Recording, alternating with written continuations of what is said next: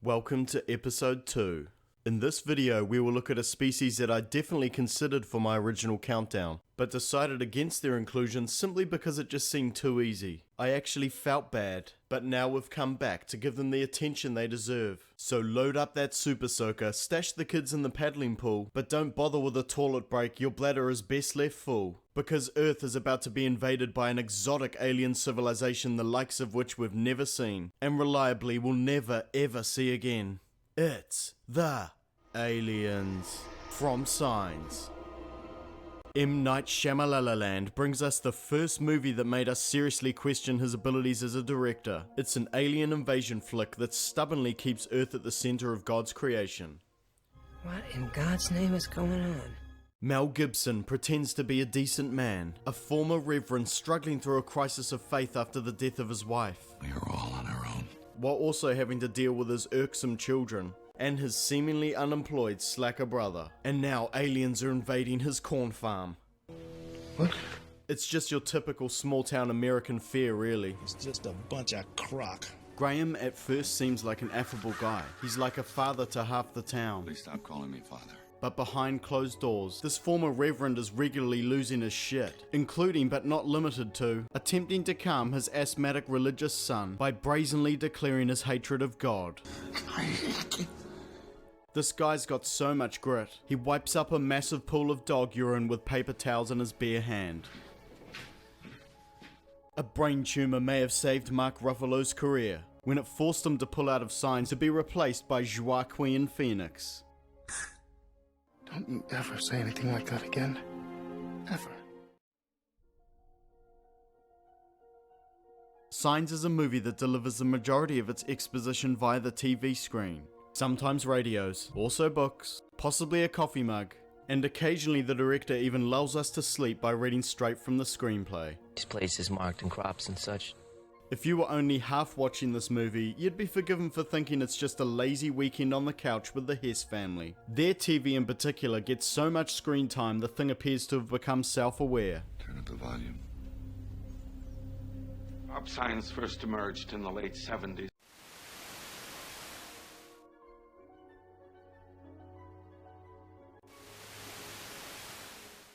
They were not detected by radar by either country. The nerds were right. We watch so much in-universe television, this movie maybe should have been called something else. These screens are all telling us about an alien species with the most unimaginative name since the blah. They're so mysterious and stealthy, they don't get a name, but that's not going to stop some simple country folk figuring out everything important about them, just by speculating after sitting back and watching the box for a few hours. But to be fair, the humans in this movie could have defeated the aliens a lot quicker than they did, because everything about this alien invasion is pretty subpar. Point 1, the alien invasion plan. Lurking the cornfields, duking it out with the locals, and ruining children's birthday parties. Another similarity to the blah, the Signs aliens are said to use a strategy similar to human military tactics. It's called probing. It's a military procedure. You send out a reconnaissance group, very small, check things out. Though in reality, their strategy plays out more like a tribal exercise in chest thumping.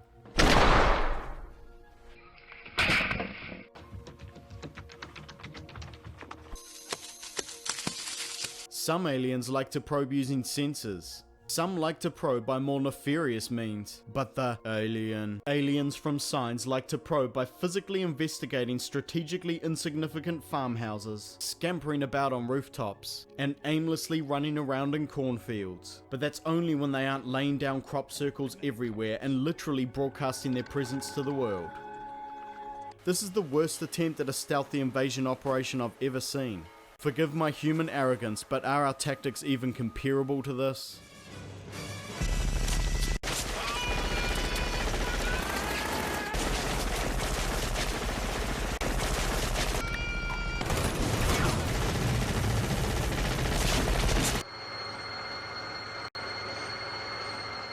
The aliens at least attempt to feign stealth with their fancy natural camo and invisible ships. A bird flew into the area where the lights were hovering last night. It stopped dead in the air and fell straight down. but everything else about them is pointlessly attention-seeking in nature. For a start, they're buck naked. Why can't they get girlfriends? It appears their lack of protective gear may be necessary for their personal camouflage to work, but then they don't sneak up and assassinate anyone, or use the camo to get any sort of advantage in battle. They run around for a while, alerting people to their presence, and then they settle in for a siege. Or worse, they attack in broad daylight when their camo is almost useless. The combat situations these aliens create essentially renders their camouflage pointless, but makes personal protective gear a must, or at least clothing. They would use ground tactics, hand-to-hand combat. Once we see one of these aliens step up to the plate, so to speak, and put his dukes up, I guess protective gear doesn't matter too much after all, because their fighting game is akin to just standing there and seeing how many hits they can take before being knocked out. However, when it comes to the aliens' underuse of technology, a lack of protective clothing is the least of their worries. Point 2. Most of their technology must be stealth, because we never see it. We know these guys are somewhat advanced because, well, they made it here to Earth. But they don't seem to utilize any obvious form of technology, other than hovering their ships ominously over urban areas, and maybe hacking the occasional baby monitor. There seems to be massive problems with the way these aliens do everything. Problems that could have been easily fixed with the most basic of advanced technology. Their initial probing part of the invasion, for instance, should have been a pointless exercise. Electronic sensors, remote surveillance, or even goddamn binoculars could probably help them gather more intel than sneaking around on a rooftop, peering in bathrooms. Star Trek Federation vessels can tell what cologne someone is wearing from high orbit. Long-range sensors. Logic would dictate that all spacefaring civilizations should have at least some form of sensor array. If we're to believe some of the characters' insights about the aliens, which apparently we should, because most of these random theories end up being true by the end of the movie, these aliens are laying down crop circles as a means of coordinating their ships. There's a theory about the crop circles. Some kind of landmark visual mapping system so they could navigate, coordinate.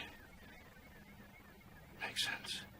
They can traverse interstellar space, but basic telecommunications are completely beyond them, or at the very least they're not using it properly.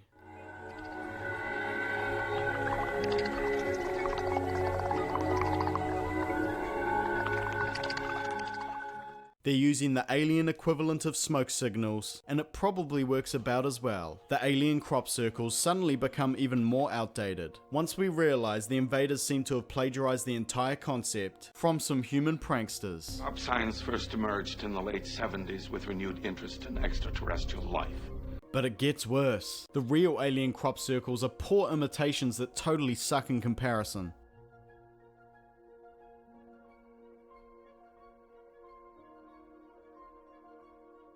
The aliens use a sprawling, decentralized invasion plan, with foot soldiers seemingly just showing up everywhere. But they still don't seem to use any technology other than their ships. We are told this is because these advanced wimps are deathly scared of nukes. They wouldn't use our technology or fight an airborne battle, because they know eventually we would use nuclear weapons, and the planet would be useless to them.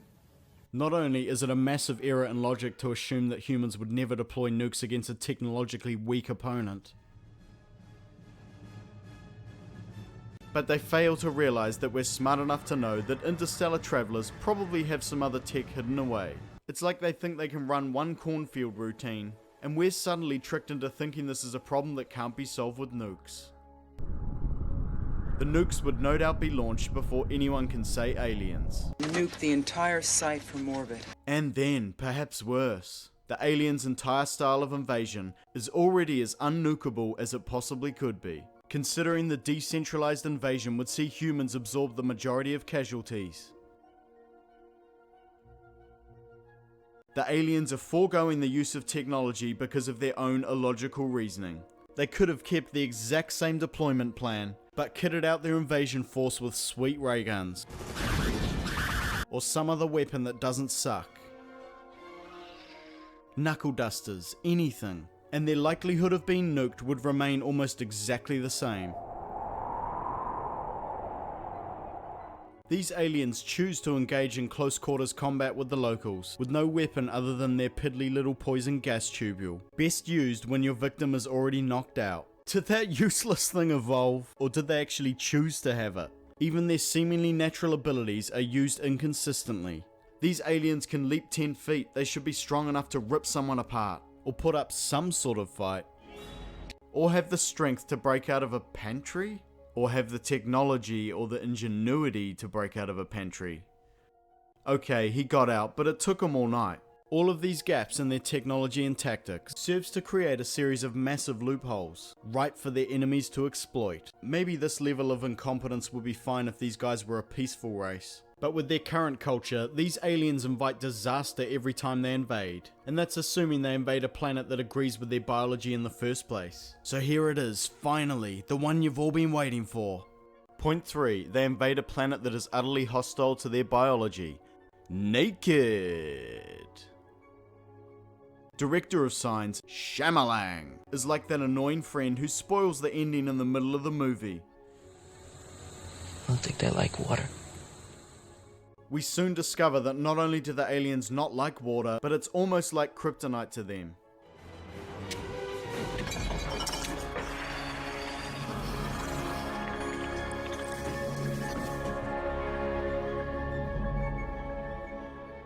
One little splash and they're basically melting like the Wicked Witch of the West. The extremely alien biology of these guys is a little bit laughable, but not really a problem unto itself. Where it gets really stupid is the fact that they chose to invade our planet. These aliens didn't come to Earth to get water like some other dumb sci-fi civs. No, in their case they seem to have completely missed that there is water here at all. Sensors. This movie avoids the usual criticisms of dumb mining aliens by cleverly keeping the identity of the desired resources secret. But then unfortunately once the aliens' weakness is revealed, a completely new breed of dumb mining race is born. A species that seemingly invades our planet for resources, only to be defeated by our most abundant resource. This is another stupid resource gathering civilization we'd want to divert to water-rich Europa. Except this time the only resource the aliens will be harvesting is utter annihilation. It's kind of a big deal now that water is the most abundant compound in the universe, when it is utterly toxic to their biology. That seems like an important thing to take note of. It's ludicrous that this spacefaring civilization has never encountered the stuff, or at least didn't recognize it once they got here. Sensors. The aliens apparently don't want to deal with the radiation from nuclear bombs, but all this hazardous water everywhere is just fine. There's even a suggestion in the movie that these morons may have come to harvest us. Truth be told, Signs is a manageable, if not kooky watch for most of the movie, right up until this water weakness thing gets confirmed. Then not only do the aliens look like idiots for invading in the first place, but their invasion and tactics somehow become even worse than they already were.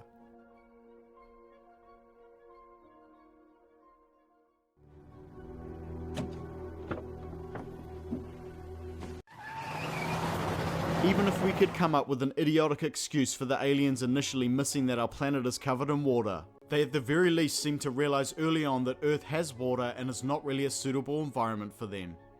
These places marked in crops and such, none of them are really near water. Yet they apparently chose to stay anyway, knowing that humans had their ultimate weapon easily at hand. Let's put aside the fact that aliens probably shouldn't be able to breathe our exotic air. Their lungs should be melting regardless, because there is usually some level of humidity floating around. The cornfields would be covered in moisture during the night. Running around in there should be akin to torture for them, even if they can endure these small amounts of water. Defeating the aliens now becomes as simple as hunkering down and waiting for some unexpected rain. Once these things are appearing in broad daylight at your local kid's birthday party, you'd think they'd be at a late stage of their invasion plan, when humans have nearly been defeated. But no. Most of the world's population is apparently still roaming free at this point, free to pick up their nearest water asset and bring the business to these child-stalking meanies. Earth's most devastating, not-so-secret weapon is now the humble garden hose. And this is the least of it in regards to humanity's array of exotic water-based weaponry. Your sprinkler suddenly has all the power of an infinite claymore mine.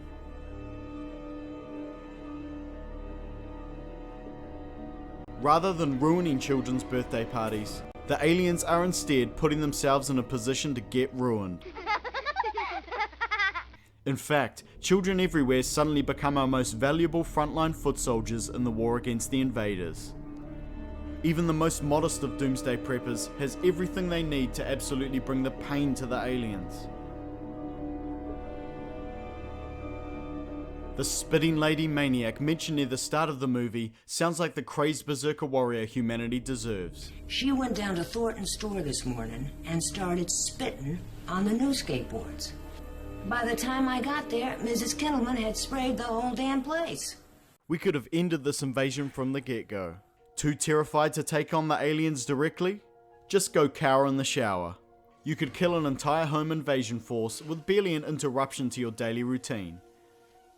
Once humans become aware of the aliens' aversion to water, the aliens don't need to worry about nukes anymore, because every nuclear base on Earth just went on complete standdown. If you still need to get hold of the army, which let's be honest would be an unnecessary embarrassment given the situation, Military Command HQ is now based at your local water park. Even people who live in areas where water is scarce have got nothing to worry about. In fact, desert dwellers seem to be among the first people to discover the aliens' weakness, driving them into retreat. We know the battle turned around in the Middle East. 3 small cities there found a primitive method to defeat them.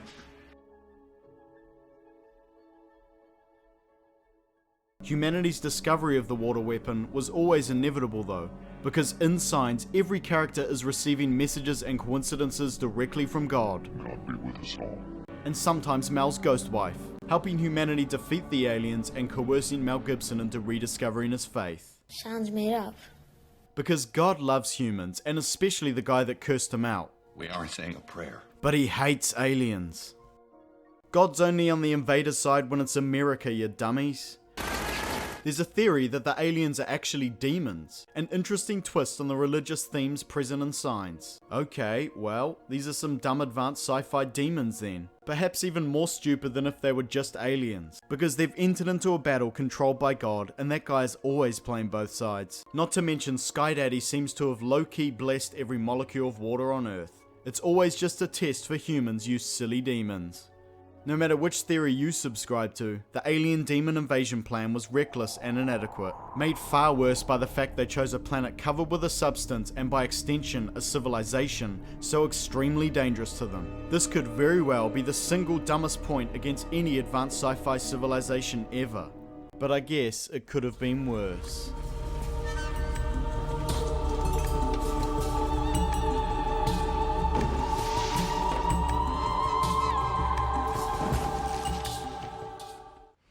Highly advanced spaceship, but they don't use their technology to take over the planet.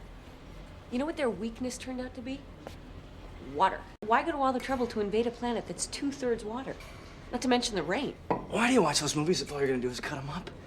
Oh, come on, don't you occasionally like to see if they're getting it anywhere close to right? Thank you so much for watching. Please like and subscribe for more.